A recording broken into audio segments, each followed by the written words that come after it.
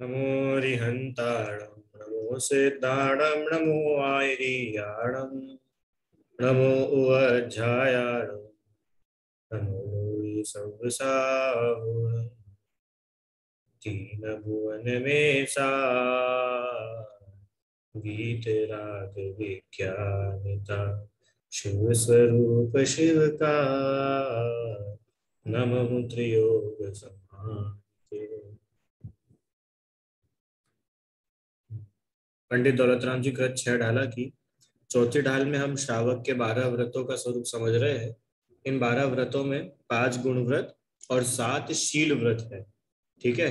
5 गुण व्रत में पांचों पापों का एक देश त्याग व 5 अणुव्रत, पांचों पापों का एक देश त्याग व अणुव्रत कहलाता है। और जो शील व्रत है, शील व्रतों में हमने 3 गुण व्रत देखे। कौन कौन से थे 3 गुण व्रत? दिग्व्रत, देश व्रत और अनर्थ दंड त्याग व्रत। ठीक है। और अंत में जो इसका लास्ट पार्ट है वो है शिक्षा व्रत। शिक्षा व्रत 4 प्रकार के होते हैं। कौन कौन से होते हैं 4 शिक्षा व्रत? सामायिक, प्रोषधोपवास, भोगोपभोग परिमाण और अतिथि समविभाग। इस प्रकार से ये 4 जो है शिक्षा व्रत है। शिक्षा व्रत क्यों कहा? कि ये जो व्रत है ये हमें मुनि बनने की शिक्षा देते हैं, इसलिए इनका नाम है शिक्षा व्रत। सामायिक की अभी तक अपन 2 क्लासेस में अच्छी चर्चा करी कि सामायिक किसे कहते हैं, कैसे करते हैं, सामायिक के समय क्या क्या करना चाहिए, है ना, इस प्रकार से। ठीक है, आइए आगे चर्चा करते हैं। एक चलो, ठीक है। आवाज आ रही है मेरी सभी को क्लियर? ठीक है, चलो आगे पढ़ते हैं। अब अपने को शुरू करना है दूसरा शिक्षा व्रत जिसका नाम है प्रोषधोपवास, है ना। आइए अपन एक बार छंद पढ़ते हैं फिर इसकी शुरुआत करेंगे। हाँ, छंद नंबर 14, चौथी डाल। धरियुर समता भाव सदा सामायिक करिए, परव चतुष्टय माहि पाप तज प्रोषध धरिए, भोग और उपभोग नियम करि ममत निवारे, मुनि को भोजन दे फिर निज कर आहारे। इन 4 पंक्तियों में जो है 4 शिक्षा व्रतों की चर्चा की है। सबसे पहले सामायिक शिक्षा व्रत के बारे में बताया। अब जो दूसरी लाइन है उसमें जो अगला शिक्षा व्रत है उसका नाम है प्रोषधोपवास। उसकी चर्चा यहाँ पर शुरू कर रहे हैं। क्या बोला यहाँ पर प्रोषधोपवास में? परब चतुष्टय माही पाप तज प्रोषध धरिये, ये प्रोषधोपवास है ना। अब प्रोषधोपवास में आपको प्रोषध मतलब तो समझ में नहीं आ रहा होगा, पर उपवास मतलब तो समझ में आ गया होगा, बराबर है। उपवास मतलब तो सभी समझते हैं कि उस दिन हम भोजन नहीं करते हैं, वो उपवास होता है, बराबर है ना। उपवास माने भोजन, उस दिन भोजन का त्याग करना, पानी भी नहीं पीना, वो कहलाता है उपवास। ठीक। अब यहाँ पर उपवास के पहले एक शब्द और ऐड हुआ है जिसका नाम है प्रोषध। अभी प्रोषध मतलब क्या होता है और ये पर्व क्या है, चतुष्टय क्या है, ठीक है, इसकी अपन चर्चा करते हैं। बहुत अच्छा, इंटरेस्टिंग है। और इससे हमको ये सीखना है कि हमें किस प्रकार उपवास करना चाहिए। अभी क्या है कि बहुत लोगों की भावना तो रहती है उपवास करने की, पर उपवास करना कैसे वो किसी को नहीं आता है, बराबर है। अनेक लोग ऐसे होते हैं कि जो उपवास तो करते हैं पर उपवास करने के बाद बीमार पड़ जाते हैं। होता है ना ऐसा, आप लोगों ने भी सुना होगा कि इनका कल उपवास था और आज ये बहुत बीमार हो गए, इन्हें बहुत एसिडिटी हो गई, इनका बहुत सिर दर्द कर रहा है, या ये बीमार ही पड़ गए उपवास के बाद में, इनका पेट दर्द करने लगा, इनका डाइजेशन खराब हो गया। ऐसे जो है बहुत प्रकार से बीमारियां हो जाती है उपवास के बाद में। तो उपवास करने का सही तरीका क्या होता है, वह भी एक शिक्षा है जो हमको शिक्षा व्रत में मिल रही है ना। अच्छा, इसको शिक्षा व्रत में क्यों लिया है?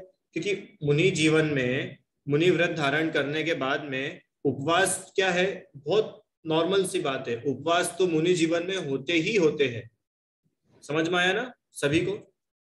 अरे आप भले अष्टमी चतुर्दशी को उपवास ना करें, पर फिर भी जिस दिन केशलोच होते हैं उस दिन तो उपवास नियम से करना ही होता है, ये नियम है। माने आपका केशलोच हुआ उस दिन तो उपवास कंपल्सरीली होगा ही, सही करना ही पड़ेगा। ठीक है, तो कोई सोचे समझे कि अब हम मुनि बनने वाले हैं तो हमको कम से कम उपवास करने की प्रैक्टिस तो हो। ठीक है, तो इसलिए यहाँ पर उपवास की बात करी। अच्छा, उपवास के साथ में एक शब्द और ऐड करा, प्रोषद। प्रोषद मतलब होता है एकासना। प्रोषद मतलब क्या होता है? एकासना। एकासना तो आप सभी लोग जानते हैं। और हम एकासना मतलब कि एक समय भोजन करना, है ना। 24 घंटे में से पूरे समय भोजन नहीं करना तो होता है उपवास, और मात्र एक समय भोजन करना वो होता है एकासना। तो जो मुनिराज है, मुनिराज तो रोज ही एकासना करते हैं। क्यों? मुनिराज कितनी बार आहार करते दिन भर में? एक बार। मुनिराज तो एक बार ये भोजन करते ना, कि बार बार आहार करते, कि सुबह नाश्ता अलग, फिर दोपहर का खाना अलग, शाम का खाना अलग, ऐसा तो नहीं होता है। मुनिराज के जीवन में तो डेली एक ही दिन आहार होता है ना। और एक समय आहार होता है, एक समय भोजन नहीं होता है, माने एकासना होता है। इसलिए प्रोषद उपवास की शिक्षा दी है कि प्रोषद उपवास मतलब आप उपवास करो और उसके आगे और पीछे एकासना करो, तो आपको मुनि व्रत पालने की क्या होगी? शिक्षा मिलेगी। ठीक है, किस प्रकार से मुनि व्रत पाले जाते हैं उसकी शिक्षा मिलेगी।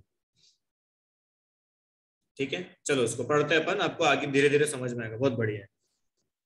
प्रत्येक अष्टमी तथा चतुर्दशी के दिन कषाय और व्यापार आदि के कार्यों से छूटकर धर्म ध्यान पूर्वक प्रोषद सहित उपवास करना, वह प्रोषदोपवास शिक्षाव्रत कहलाता है। अब इसमें बहुत सारे शब्द आए हैं। आप ये यहाँ पर आपने सबसे पहला शब्द पढ़ा होगा पर्व। पर्व माने पर्व। आपको पता है अष्टमी और चतुर्दशी पर्व है, मालूम आपको? और हम पर्व की नहीं, देखो 10 लक्षण पर्व होते हैं, और अष्टानी का पर्व है, और महावीर जयंती पर्व है, दीपावली पर्व है ना, अक्षय तृतीया पर्व है, रक्षाबंधन पर्व है, ऐसे बहुत सारे पर्व है। तो जो पर्व है, पर्व मतलब सेलिब्रेशन के टाइम्स, या जिसमें हम विशेष धर्म ध्यान करते हैं, जैसे भगवान के कल्याणक है वो पर्व है, उसमें हम विशेष भक्ति पूजा करते हैं। तो ये जो पर्व है ना, ये 2 प्रकार के होते हैं। ध्यान से सुनना, कौन से 2 प्रकार के पर्व होते हैं? एक तो होते हैं तात्कालिक पर्व। तात्कालिक पर्व मतलब प्रेजेंट, जो अभी अभी चलते हैं, जैसे अक्षय तृतीया, रक्षाबंधन या महावीर जयंती। क्यों? जब पिछले 24 भगवान थे उस समय महावीर जयंती चलती थी क्या? और हम जो पिछले 24 तीर्थंकर थे उस टाइम महावीर जयंती नहीं, अरे उस टाइम महावीर भगवान ही नहीं थे तो महावीर जयंती कहां से आएगी?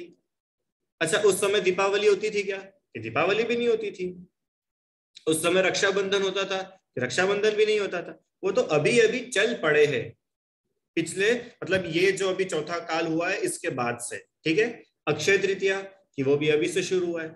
तो ऐसे कुछ कुछ पर्व तो ऐसे होते हैं कि जो अभी अभी शुरू हुए, जो हमेशा नहीं रहते, वो कुछ समय के लिए रहते हैं। तो उन पर्वों को कहते हैं तात्कालिक पर्व। क्या बोलते हैं? तात्कालिक। बोलो, और हम क्या बोलते हैं? तात्कालिक, है ना, मतलब करंट के पर्व, वो अभी शुरू हुए हैं।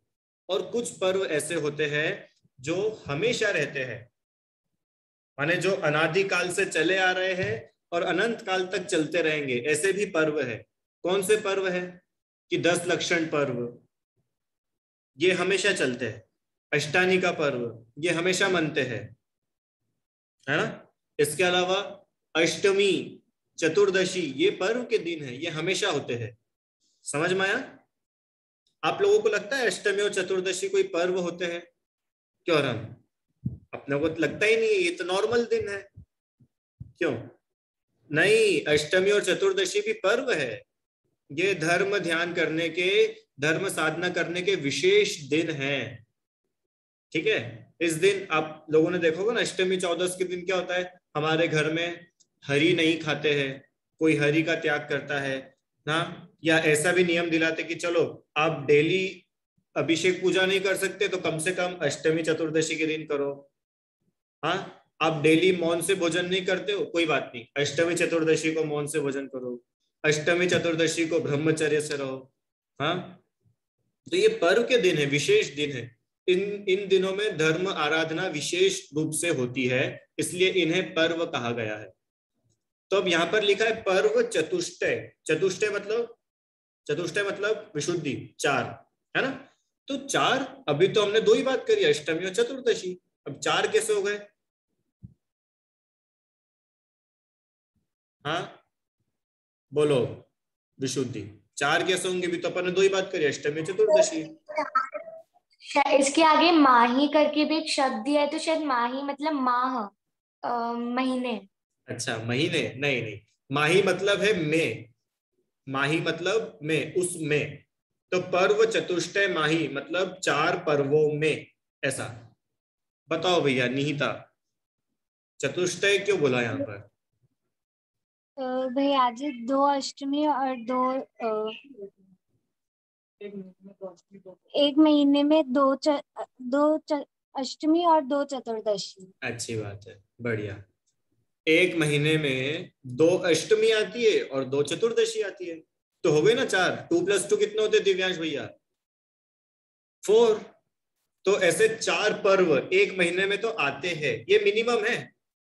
हो सकता है किसी महीने में अष्टानिका ना हो सकता है किसी महीने में 10 लक्षण ना हो, पर ऐसा हो सकता है क्या कि इस महीने में तो एक भी अष्टमी नहीं आई, या इस महीने में एक भी चौदस नहीं आई?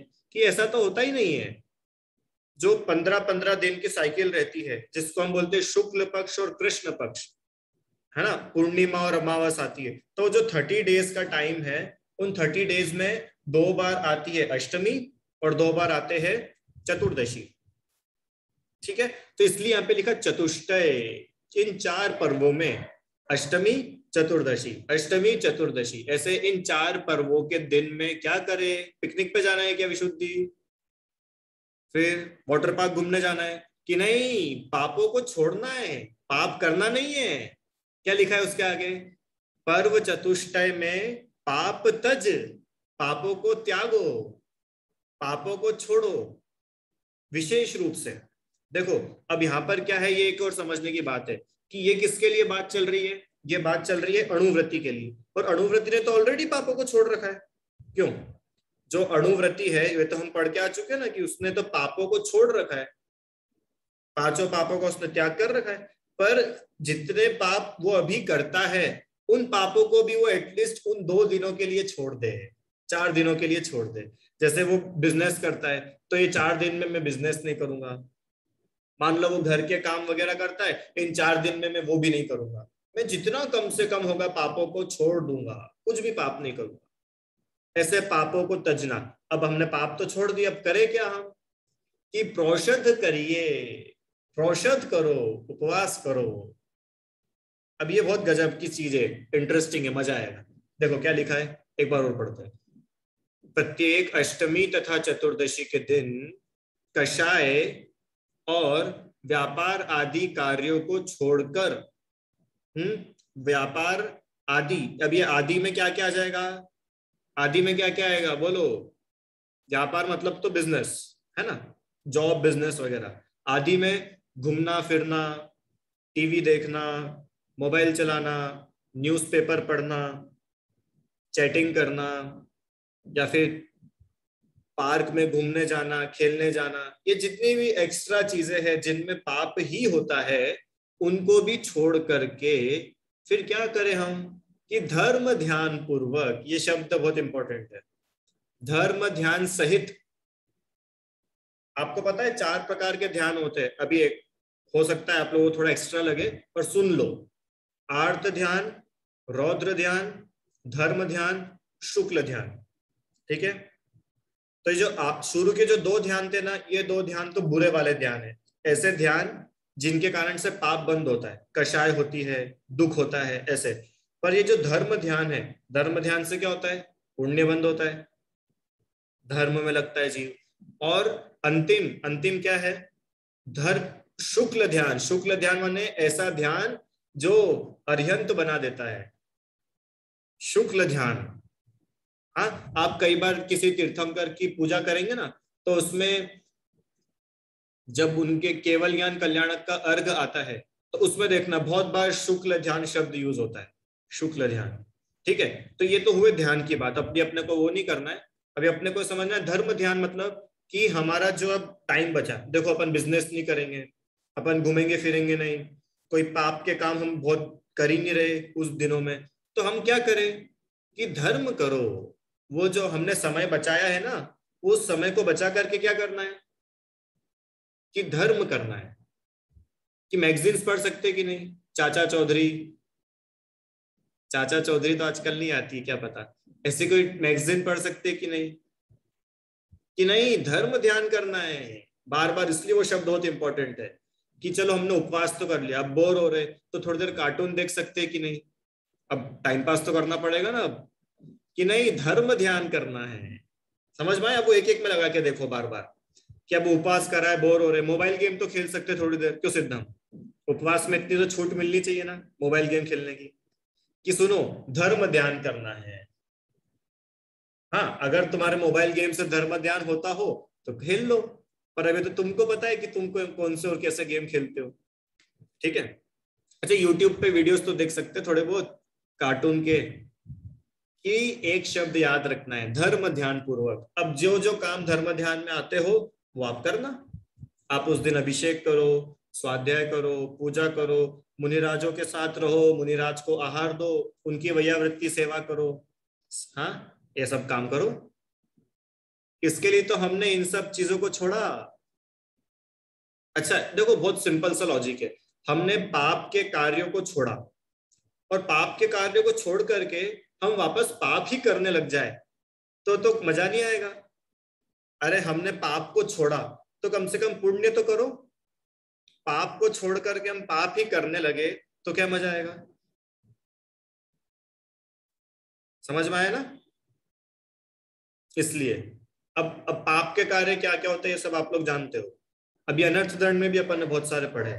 तो ऐसे धर्म ध्यान पूर्वक क्या करना, उपवास करना। कैसा उपवास करना कि प्रोषद सहित उपवास करना। तो प्रोषद प्लस उपवास इज इक्वल्स टू प्रोषदोपवास। ठीक है, ये बिल्कुल बेसिक सा इसका अर्थ हुआ, सभी को समझ में आया? आओ आगे चलते हैं। प्रोषदोपवास पर्व माने अष्टमी व चतुर्दशी के दिन प्रोषद या उपवास या प्रोषदोपवास करना, वह प्रोषदोपवास नाम का शिक्षा व्रत कहलाता है। अब ये प्रोषद मतलब क्या होता है? प्रोषद मतलब होता है एक भुक्ति, एक आसन। एक आसन मतलब कि नीचे हम जब जहां पर बैठते हैं वहां पर एक आसन लगाएंगे। वो जिस दिन दो आसन लगा दिए तो वो दो आसन, ऐसा होता है क्या?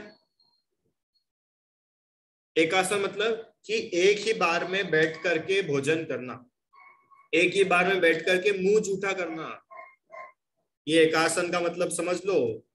एकासन उसको नहीं बोलते कि सुबह तो हमने खाली खीर पूड़ी और शाम को हमने पी लिया दूध और ड्राई फ्रूट और फ्रूट्स, इसका नाम एकासना नहीं है। एकासन माने एक ही आसन में, एक ही बैठक में हमने पूरा भोजन करा 24 घंटे में। तो ये बहुत बढ़िया है। अपन दोपहर में 2 बजे खाना खाने के लिए बैठेंगे और शाम को 5 बजे तक बैठे ही रहेंगे, उठेंगे ही नहीं, तो एक आसन हो जाएगा कि नहीं अपना? एक ही बार में बैठ करके सुबह और शाम का एक साथ खा लेंगे भर पेट। क्यों हम? नहीं, ये तो चीटिंग हो जाएगी, ये चीटिंग है। हाँ देखो, ये वापस से इसका जो अपना मेन कारण है ना करने का, उसको समझो क्यों कर रहे हैं अपन इसको, कि हम हमारा टाइम बचा सके, हम हमारा टाइम बचा सके और धर्म में लगा सके, तो हम एकासना कर रहे हैं। ठीक है ना? और हम वहीं बैठे बैठे टाइम पास कर रहे हैं 1 घंटे 2 घंटे। मैं देखता हूँ बहुत लोगों को जिस दिन उनका एकासना होता है ना, उनका 2 घंटे तक भोजन चलता रहता है, धीरे धीरे धीरे धीरे खाते हैं। क्यों? क्योंकि शाम को नहीं खाना है। तो क्या करते, 12-1 बजे भोजन करने बैठते और 2 बजे तक भोजन चलता रहता है। इसका नाम एकासना नहीं है। हाँ आप कर रहे हो वो ठीक है, पर इसको हम एकासना तो नहीं बोल पाएंगे। एकासना माने एक ही आसन में एक ही बार बैठ करके भोजन करना, या तो सुबह या शाम। ठीक है, दैट इज एकासना। समझ में आया सभी को एकासना क्या होता है? आप में से बहुत लोग व्रत करते हैं अलग अलग, तो समझना एकासना मतलब क्या होता है। आगे उपवास मतलब क्या होता है?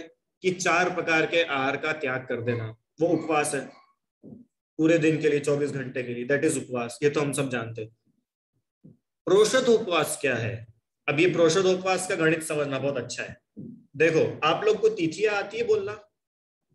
एकम, दूज, तीज, चतुर्थी, पंचमी, षष्ठी, सप्तमी, फिर अष्टमी, फिर नवमी, फिर दशमी, 11, 12, 13, 14 और 15, 15 नहीं, पूर्णिमा या फिर अमावस। ठीक है, जो जैसा जैसा मून रहता है उसके हिसाब से। तो अभी अपन अष्टमी से समझते हैं। अष्टमी है, अष्टमी के एक दिन पहले क्या आता है? और हम अष्टमी के एक दिन पहले क्या आता है? सप्तमी। गुड। और अष्टमी के एक दिन बाद क्या आती है? नवमी, है ना? तो अष्टमी को रखो बीच में, एक दिन पहले सप्तमी और एक दिन बाद नवमी। अब प्रोषदोपवास मतलब क्या होता है कि उपवास। उपवास तो कब करेंगे? कि अष्टमी के दिन तो होगा उपवास, क्योंकि पर्व है ना, पर्व के दिन तो हम करेंगे उपवास। और प्रोषद, प्रोषद मतलब एकासन। एकासन कब करेंगे? कि उसके एक दिन पहले और उसके एक दिन बाद। माने अष्टमी के दिन तो हुआ अपना उपवास और सप्तमी को होगा हमारा एकासन। मतलब सुनो, सप्तमी के दिन हमने करा एकासन, ठीक है? फिर सुबह हमने भोजन करा, फिर कुछ भी नहीं, हमने सुबह भोजन करके फिर भोजन का त्याग। फिर सप्तमी के दिन पूरे दिन कुछ भी नहीं खाया। अष्टमी के दिन तो उपवास था ही, और नवमी के दिन भी एकासना करेंगे। और नवमी का भोजन कब होगा? शाम को, शाम को। ठीक है, तो वो पूरा कंटिन्यूअस, मतलब कितना हो गया? ऑलमोस्ट 24 घंटे ये मान लो, और 12 घंटे इधर के, 12 घंटे इधर के, लगभग लगभग 48 घंटे का उपवास, 48 आवर्स का उपवास। ये होता है प्रोषदोपवास। ठीक है, उत्कृष्ट। अभी अपन आगे पढ़ेंगे कितने टाइप के प्रोषदोपवास होते हैं। ये तो बहुत कठिन है, क्यों विशुद्धि? एक उपवास तो समझ में आता है। अब पहले दिन तो हम सिर्फ एकादशी करें सुबह सुबह, फिर अच्छा नहीं, पहले दिन फिर हम ना खूब अच्छे से दाल बाफले खा लेंगे तो हमको भूख नहीं लगेगी। अरे भूल के खा मत लेना, बीमार पड़ जाओगे। ये मुझे बताना था आप लोगों को। हम लोग बहुत बार ऐसी मिस्टेक कर देते उपवास के संबंध में कि अब कल तो अपना उपवास है, तो क्या करो, आज दाल बाफले खाओ, कचौरी खाओ, इमरती खाओ, हाँ, दाल बाटी खा लो, पोहे खा लो। ऐसी चीजें खा करके हम क्या करते हैं? अपने को बीमार कर देते हैं, और फिर हम उपवास को दोष देते हैं, हम धर्म को दोष देते हैं। ऐसा होता है ना, बहुत लोग उपवास करते और उपवास करने के बाद बीमार पड़ जाते हैं। तो जो लोग धर्मात्मा नहीं होते वो धर्म की हंसी उड़ाते हैं कि ऐसे धर्म करने से क्या मतलब, इनका तो सिर दुखता रहता है, इससे अच्छा तो 2 समय भोजन कर लेते तो कम से कम शांति से दर्शन तो कराते। सुना होगा आपने ऐसा बहुत लोगों को बोलते हुए। तो ये इसका मूल कारण क्या है? इसका मूल कारण है हमारी अज्ञानता। हमको ये ज्ञान ही नहीं है कि उपवास कैसे करते हैं। हमें तो बस क्या लगता है कि बस कुछ भी मत खाओ। कि कुछ भी मत खाओ नहीं, वो तो अच्छी बात है, उसके एक दिन पहले क्या करना है और उसके एक दिन बाद क्या करना है वो तो देखो। और इसमें कोई धर्म नहीं है, ये तो हमारी जो बॉडी की एनाटॉमी है, हमारा शरीर कैसे काम करता है, ये वो बता रहे हैं। ठीक है, क्यों? और हम जिस दिन आपने मान लो कुछ भी भोजन नहीं करा, ठीक है, तो उस दिन आपके बॉडी में एनर्जी रहेगी कि नहीं रहेगी? नहीं रहेगी, क्योंकि भोजन ही नहीं करा। तो हम बहुत बार क्या मिस्टेक करते हैं कि उपवास करा और अगला दिन पारना है, तो पारने में हम क्या करते हैं, क्या कर लेते हैं कि बहुत हैवी कुछ खा लेते हैं, क्योंकि बहुत भूख लगती है। तो मिठाई भी खा लेंगे, रसगुल्ला भी खा लेंगे, गुलाब जामुन भी खा लेंगे, इतनी सारी मिठाई खा लेते हैं। तो क्या होता है कि हमारी बॉडी में पहले एनर्जी नहीं थी, बॉडी तो हो गई थी कमजोर, और हमने इतना हैवी हैवी भोजन करके उसको क्या कर दिया, और थका दिया। तो अपन बीमार पड़ेंगे कि नहीं पड़ेंगे? ऐसे ही, ऐसे ही आपने एक दिन पहले, अब ये प्रोषदोपवास देखो कितना साइंटिफिक है। एक दिन पहले एकासना करने के लिए बोला। क्यों एकासना करने के लिए बोला? कि अगले दिन आप कुछ भी भोजन नहीं करोगे, है ना? तो आज आप बहुत ही लाइट भोजन करो, हो सके तो एक ही बार भोजन करो। जिससे आपकी बॉडी की एनर्जी बची रहे, क्योंकि आप जितना ज्यादा भोजन करोगे बॉडी को उतनी मेहनत लगेगी उस भोजन को डाइजेस्ट करने के लिए, है ना। समझ में आया विशुद्धि? अरे आज मैंने अगर बहुत सारा भोजन करा है तो मुझे उतना वर्कआउट भी तो करना पड़ेगा जिससे मेरा जो भी भोजन है वो डाइजेस्ट हो सके। और अगर आज मैं इतना वर्कआउट कर लूंगा तो अगले दिन के लिए मैं कितना थक जाऊंगा, और अगले दिन मुझे उपवास करना है। इसके लिए प्रोषद उपवास कहा है कि एक दिन पहले एकासना करो जिससे आपकी बॉडी में एनर्जी बनी रहे, अगले दिन आपका बढ़िया से उपवास हो जाए, और नेक्स्ट डे भी आप हल्का फुल्का भोजन करो, एकासना करो, तो आपका बॉडी बैलेंस रहेगी, आप बीमार पड़ ही नहीं सकते। आपको बहुत मजा आएगा उपवास करने में। इसका नाम है प्रोषदोपवास। समझ में आया क्या? ये बहुत गजब का है ना। देखो आगे देखते हैं। अनुपवास माने एक बार गर्म जल लेना, दिन भर में मात्र गर्म जल लेना, वो अनुपवास कहलाता है। चलो आगे क्या करना है भैया, क्या क्या त्याग करना है हमको, लिस्ट बताओ। कि ये आपके सामने लिस्ट है। सबसे पहले तो चारों प्रकार के आहार का त्याग करना है। चारों प्रकार के आहार कौन कौन से होते हैं? कोई भी 4 डिश छोड़ दो, क्यों? इडली सांभर, जलेबी, डोसा और उपमा, बस इन चारों चीजों का त्याग कर दिया। ये 4 प्रकार के आहार कि नहीं? 4 प्रकार के आहार मतलब लेय, पेय, स्वाद और खाद्य, ऐसे 4 प्रकार के आहार होते हैं। खाद्य, खाद्य को बताता हूं। सबसे पहले खाद्य, खाद्य मतलब अनाज वगैरह जो हम खाते हैं प्रॉपर, जिनसे हम पेट भरते हैं, ठीक है, वो खाद्य। ले, ले मतलब नहीं, रुको, पे, पे मतलब तो लिक्विड डाइट, पानी, जूस वगैरह, ये पे। स्वाद, स्वाद में क्या आता है? स्वाद में आता है मुखवास वगैरह जो अपन खाते हैं ना, सौंफ, सुपारी, सुपारी या मुरब्बा, ये सब आता है पे में, ए स्वाद्य में, है ना। और एक क्या बचा अपना ले, ले क्या होता है? एक मिनट देख के बताता हूँ आपको, ठीक है। 4 प्रकार के आहार होते हैं। किसी को मालूम है क्या तो हैंड रेस करके बता दो, नहीं तो अपन 2 मिनट में इस पे देख लेते हैं। 1 मिनट अपन देख ही लेते ना। हाँ चलो वो आ रहा है। जब तक भोजन अन्न शुद्ध,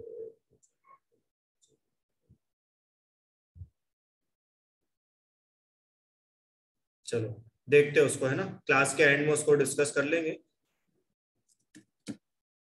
चलो इसके आगे क्या लिखा है, दूसरा नियम पढ़ो।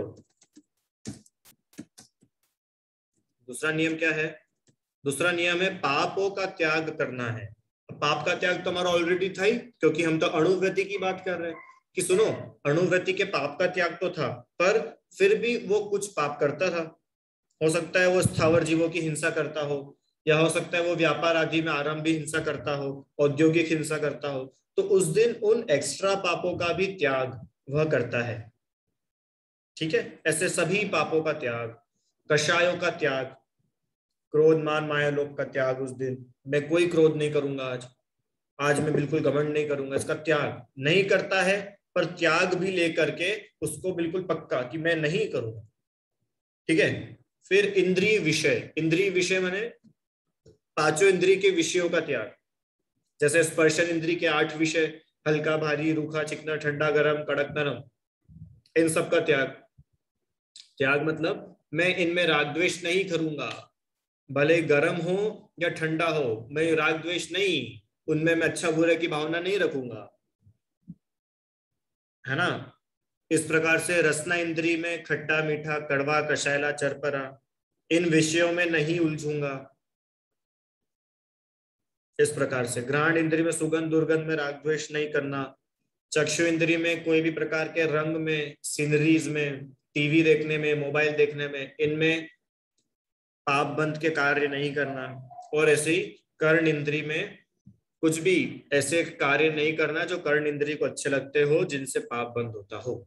ऐसे 5 ही इंद्रियों के विषयों का त्याग करना, विषयों का त्याग करना। 5वां, शरीर से ममत्व का त्याग करना। ये बहुत इंपॉर्टेंट है। शरीर से, ये शरीर मैं हूं, इस बुद्धि को छोड़ देना, इसका नाम है शरीर से ममत्व का त्याग, ठीक है। आरंभ का त्याग करना। आरंभ का त्याग मतलब, आरंभ मतलब होता है पाप सहित जो भी कार्य है वे सब आरंभ कहलाते हैं। हम पढ़ते हैं ना, समरंभ समारंभ आरंभ, मन वचन कीने प्रारंभ। आरंभ, आरंभ माने पाप सहित कार्य, जिन भी कार्य को करने में पाप होता है, आरंभ। व्यापार का त्याग उस दिन, फिर हमको लॉस नहीं हो जाएगा क्या, कि अब देख लो भैया तुमको लॉस, इधर का लॉस करना है कि अपने आत्म कल्याण का प्रॉफिट करना है, अब वो अब अपने को समझना पड़ेगा। और देखो ये जो बुद्धि है ना, क्या आप तो बिजनेस भी छुटा दो, कि ये बात अणुवृत्ति के लिए चल रही है, और वो अणुवृत्ति की कषाय इतनी कम रहती है, तो उसको पता है जितना मेरा पुण्य होगा उतना मेरे पास धन आएगा। वो एक्स्ट्रा करके कि मैं एक्स्ट्रा पाप करूं, ओवर टाइम करूं और मैं ज्यादा रुपए कमा लूं, ऐसा वो नहीं करता। क्यों? क्योंकि उसको विश्वास है। क्या विश्वास है? कि भाई मेरे भाग्य में जितना होगा उतना आ ही जाएगा, पुण्य प्रमाण सब आएगा। व्यापार का त्याग, उस दिन स्नान का भी त्याग करता है विशेष रूप से। स्नान का त्याग क्यों करता है? कि स्नान करने में भी जीवों की हिंसा होती है, बराबर है। हम पानी ढोलते हैं, पानी बहता है, साबुन बहता है नालियों में, बहुत जीवों की हिंसा होती है, तो उस दिन स्नान का भी त्याग। अच्छा, और दूसरी बात क्या है कि ये जो शिक्षा व्रत है ये मुनि बनने की शिक्षा दे रहा है ना, तो मुनिराज जैसे स्नान का त्याग करते हैं तो हम भी वैसे ही स्नान का त्याग करते हैं उस दिन। आभूषण, आभूषण का त्याग, आभूषण माने उस दिन हम कुछ भी अपना आपका श्रृंगार नहीं करेंगे, सजेंगे नहीं, है ना, श्रृंगार का त्याग।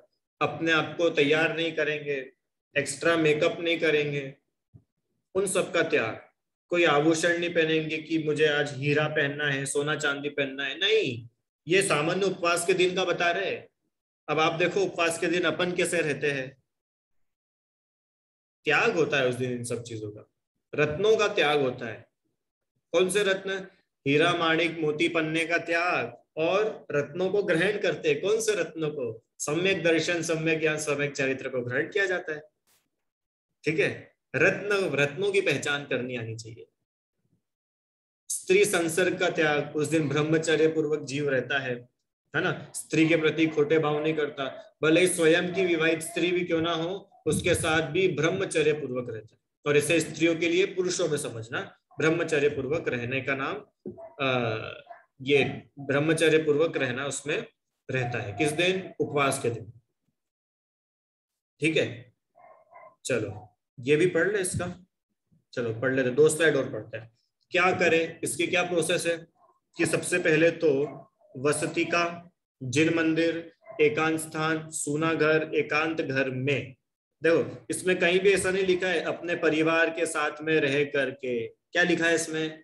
क्या तो कोई वस्ती का, वस्ती का मतलब कोई खाली जगह पड़ी हो, रखी हो, जहां पर कोई आता जाता नहीं हो, धर्मशाला हो, मंदिर हो, कोई बिल्कुल सुनसान खाली स्थान हो, सूना घर हो, वहां पर जा करके। क्यों? क्योंकि हम अगर घर में रह करके करेंगे तो घर में रह करके तो हमको सब चीजें वैसी मिलेगी कि कषायों के प्रसंग बनेंगे, है ना। अब घर में रहेंगे, बच्चा मस्ती कर रहा है तो गुस्सा आ जाएगा, पर अब हम घर में ही नहीं है तो मालूम ही नहीं है बच्चा क्या कर रहा है, तो गुस्सा आएगा ही नहीं।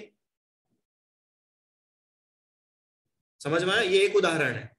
तो अब क्या करें हम लोग? घर छोड़ के भाग जाए? क्यों आराध्या, क्या करना है? भागना नहीं है, ऐसे स्थानों पर जाकर के रहना है। इसलिए पहले धर्मशालाएं होती थी कि अगर आपको धर्म साधना करनी है तो आप यहां पर आकर करो। उपाश्रय होते हैं, देखा है आपने, श्वेतांबर समाज में उपाश्रय बने होते हैं, किसी को मालूम हो तो। उपाश्रय मतलब कि वहां पर साधु साध्वी तो रहते ही है, पर अन्य किसी श्रावक को भी अगर धर्म ध्यान पूर्वक रहना है, अपने परिवार घर गृहस्थी से बच करके रहना है, तो वहां पर रह करके क्या करे? साधना करे, है ना। धर्म ध्यान पूर्वक अति तृष्णा सहित धर्म श्रवण करे व कराए। धर्म श्रवण करना है, और कैसे करना है? सूखा सूखा? अरे सूखा सूखा नहीं, अति तृष्णा सहित, खूब भर भर के धर्म करना है। ठीक है, करना भी है, कराना भी है, जो आपकी योग्यता हो, जैसा आप कर सकते हो करा सकते हो। ठीक है। अब प्रोषदोपवास किस प्रयोजन से ना करें? कि पहली बात तो मान बढ़ाई के लिए ना करें, ये अपन पहले भी बात कर चुके हैं, है ना। अपन ने जब दूसरी डाल में ग्रहित मिथ्यात्व पढ़ा था उसमें समझा था कि जो व्रत वगैरह होते हैं उन व्रतों को किस प्रकार से करना चाहिए। हाँ, मैं खूब फेमस हो जाऊंगा, अरे अगर मैंने प्रोषद उपवास कर लिए तो फिर क्या होगा, पूरे समाज में मेरा नाम हो जाएगा, सबसे कम उम्र में प्रोषद उपवास करने वाला मैं बन गया, फिर मेरा जुलूस भी निकलेगा, फिर मेरे पोस्टर छपेंगे, है ना। तो अगर ऐसी मान कषाय अपने अंदर में है तो ऐसी मान कषाय को लेकर के प्रोषद उपवास नहीं करना। मात्र और मात्र सिर्फ और सिर्फ एक ही प्रयोजन होना चाहिए। क्या प्रयोजन? आत्म कल्याण। सिर्फ आत्म कल्याण की भावना ही होनी चाहिए, तो वह जो है हमारा हितकारी होगा, सार्थक बनेगा। और दूसरा की वजह बताइए कि पुण्य से भोग की चाह, कि देखो अभी उपवास कर लेंगे तो बढ़िया पुण्य बंधेगा, और पुण्य बनने के बाद अपन स्वर्ग में जाएंगे, देव बन जाएंगे। स्वर्ग में जाने के बाद तो अपने को खूब बढ़िया बढ़िया चीजें मिलेगी स्वर्ग में। तो इस इच्छा के साथ में व्रत नियम कभी नहीं करना। भले वो एकासन हो, उपवास हो, 8 दिन का उपवास हो, 10 दिन का उपवास हो, 1 महीने का उपवास हो, साल भर का उपवास हो, कुछ भी उपवास हो, कुछ भी व्रत नियम हो, इन भावना के साथ नहीं करना। नहीं तो वो पुण्य तो लगेगा नहीं, उल्टा पाप लगेगा, है ना। इस प्रकार से विचार करना। अब हम कल की कक्षा में देखेंगे कि प्रोषदोपवास कितने समय तक मैक्सिमम होता है और कितने समय तक मिनिमम होता है। हाँ, और फिर रत्नाकरण श्रावकाचार्य जी से थोड़ा और इसको समझेंगे। ठीक है, 1 मिनट। 4 प्रकार के आहार, एक वो मैं मिस कर रहा हूँ, अपन कल की क्लास में उसको देखेंगे। ठीक है, आहार क्या है वो। चलो ठीक है, किसी का कुछ प्रश्न है? बोलो आराध्या, क्या प्रश्न है?